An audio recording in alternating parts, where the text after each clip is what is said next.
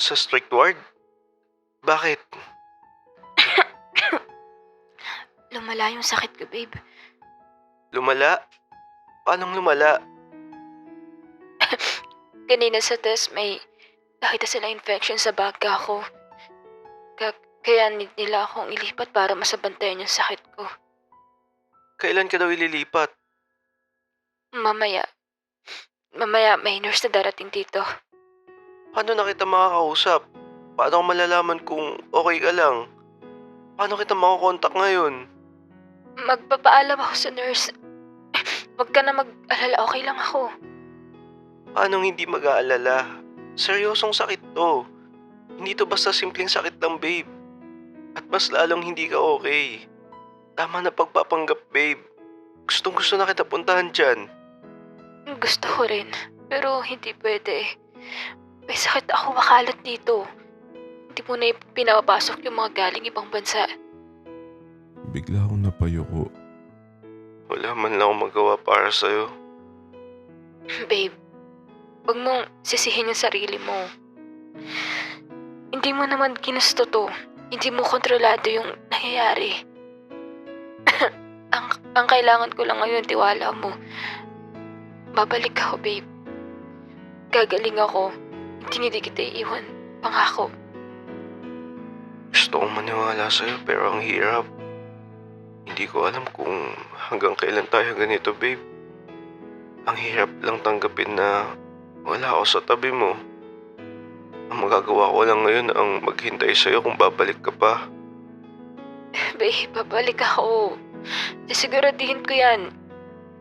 Pagbalik ko, gusto ko tuparin mo yung promise mo. Magpakasal tayo, babe. Sige, tutuparin ko yan. Babe, dyan na yung doctor at nurse. Need ko nang magpaalam, babe. Iingat ka palagi. Huwag kang magpapalipas. Alagaan mo yung sarili mo. Huwag kang masyadong magpapakapagod, ah. Alagaan mo sarili mo. Okay lang ako dito, babe. Aalagaan nila ako dito. Goodbye. I love you. Pagkatapos niyang sabihin niya na ibinaba niya na yung tawag namin, hindi ko alam kung ano ba dapat kong maramdaman.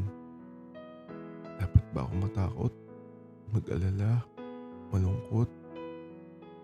Ayoko kasing isipin na may masamang mangyayari sa kanya kaya ayokong maramdaman yung mga yun. Bigla ko na lang naramdaman na malamig yung paligid ko. Nagulat na lang ako nung maramdaman ko na tumutulo na lang yung luha ko. Hindi ko alam kung ilang oras ako umiiyak nun. Basta ang alam ko na lang, nakatulog na lang ako sa sobrang pag-iyak.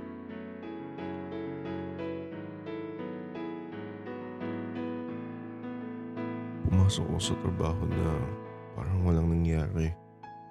Binuksan ko ang chat namin ni Arya. Last usap namin yung kahapon pa.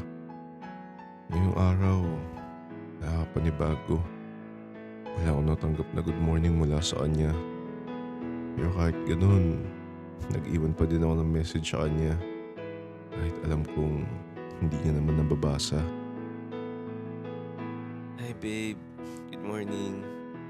Papasok na po ako, babe. Sana okay ka lang dyan. Ako, okay naman ako dito. Mahirap pero kakayanin, babe. Maghihintay ako sa'yo, babe. I love you.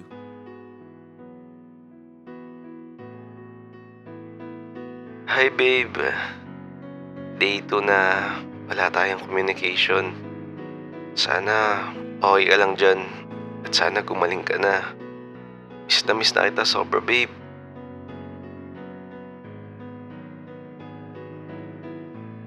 Babe, nagampon ako ng pusa, si Moonji. Para kahit papano, kapag stress ako, si Moonji na lang lalambingin ko. Pag uwi mo, papakilala kita sa kanya.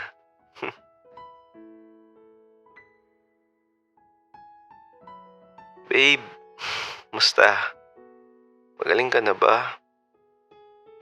Siguro hindi pa. Sabi mo, gagawa ko ng paraan para makausap mo ako. Grabe, Pinalayas mo ako ng 4 days ah. Nakakatampo ka naman. Biro lang. Magaling ka na dyan, babe. Alam kong malakas ka. Palaban ka eh.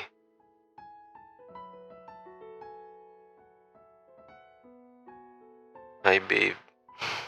Day 5 na. Hindi ko alam kung okay ka pa ba dyan. Kahit isang message lang, babe, para malaman ko kung okay ka lang. Kahit isang hi lang sa pogi mong BF, oh. Miss na miss na kita. Kanina, habang nagtatrabaho ko, muntik na akong pagalitan ng boss ko. Lutang ako kanina kakaisip sa'yo. Pero naging okay din naman. Naayos ko naman. Sana, ayos ka lang dyan, babe. Tulad ng sabi ko, maghihintay ako. Gabi na nung nakauwi ako. Habang nakahiga ako sa sofa, binuksan ko yung TV para manood ng balita. Habang nakatutok sa screen, biglang binalitang tungkol sa sakit na kumakalat sa Singapore. Sinabi nila na patuloy pang tumataas ang bilang ng mga nahahawaan.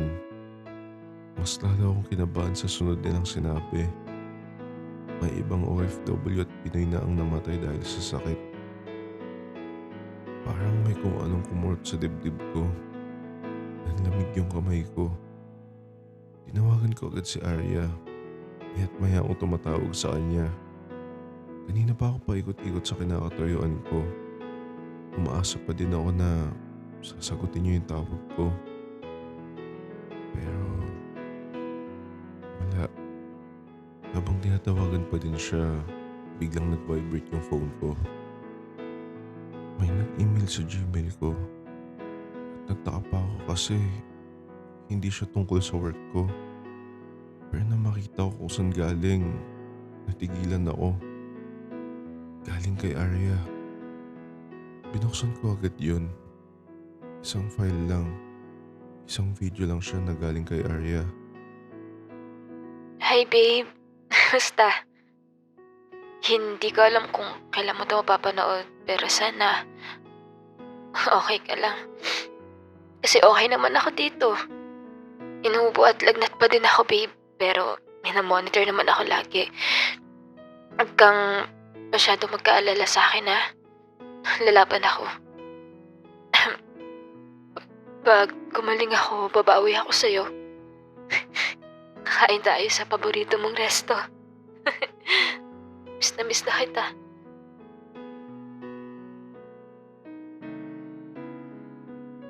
Hi, babe. Dito na. Medyo mas masakit na yung dibdib ko kapag minuubo. Pero, kaya pa naman. Nagtanong ako kanina sa nurse kung kailan ako makakalabas. Hindi pa daw nila sasabi. Ang boring dito sobra. Wala akong makausap. Namiss tuloy kita.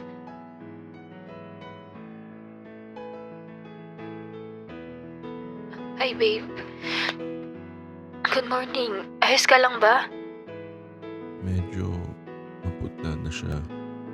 At nangingitim na yung ilalim ng mata niya. Hindi ko siguro siya makatulog. Medyo nahihirapan akong huminga pero okay lang naman. Di naman ganun kalala. Alam mo ba 2 hours lang ang tulog ko? Paano? Mayat maya ako kinigising ng nurse kasi may pinapainom na gamot sa akin. Feel ko tuloy. Kamukha ko na si Panda sa laki ng eye bags ko. Baka naman pagpalit mo ako dahil sa itsura ko, ha? Mumultuhin kita pag namatay ako dito. Sige ka. Biro lang. Babalik ako.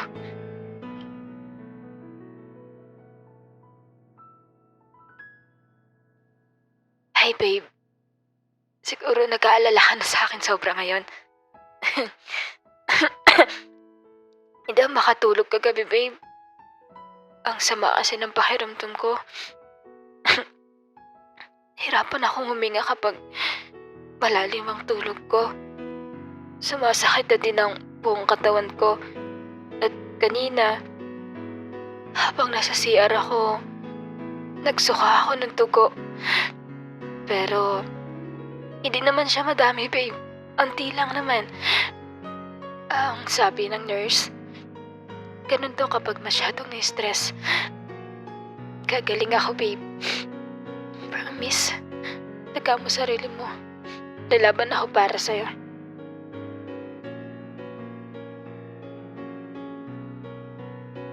Sa panglimang araw, nag-iba na yung itsura niya. Pumayat siya at mas lalong namutla yung mga balat niya. Bawat salita niya, parang nahihirapan siya. Babe, kung mapapanood ko to siguro, wala na ako.